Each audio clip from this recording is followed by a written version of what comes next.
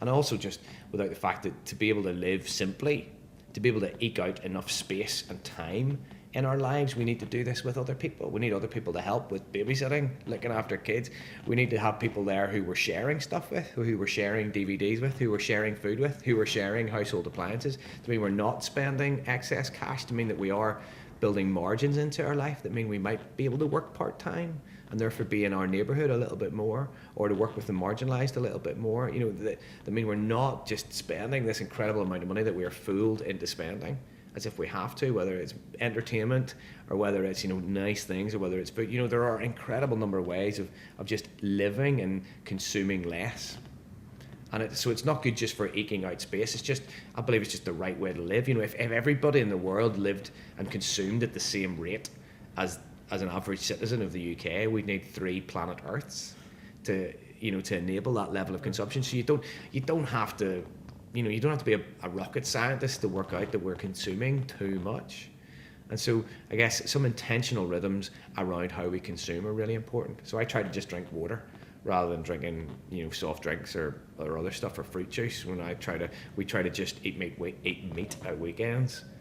So that we're spending less on that, but also just because of the environmental, the air miles and the food miles stuff as well. And again, most scientists are now looking at vegetarianism as a really important option for people who care about the planet and care about consuming less because of the knock-on effect of the meat production.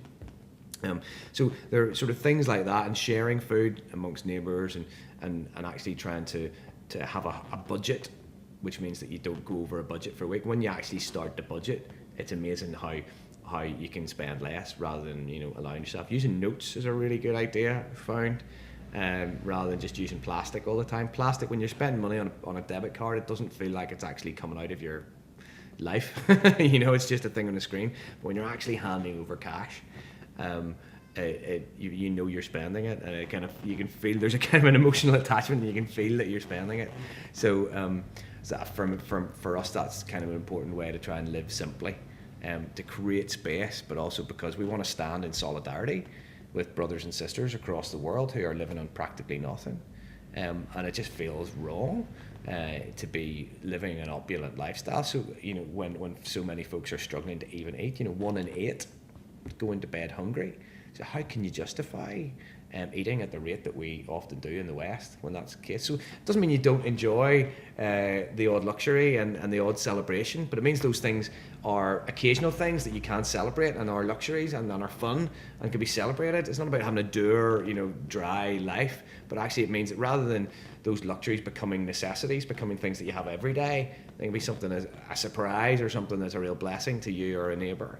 And it actually makes that more special, and you actually have more of a sense of thankfulness rather than, oh yeah, this is just what everybody eats and this is just what everybody has.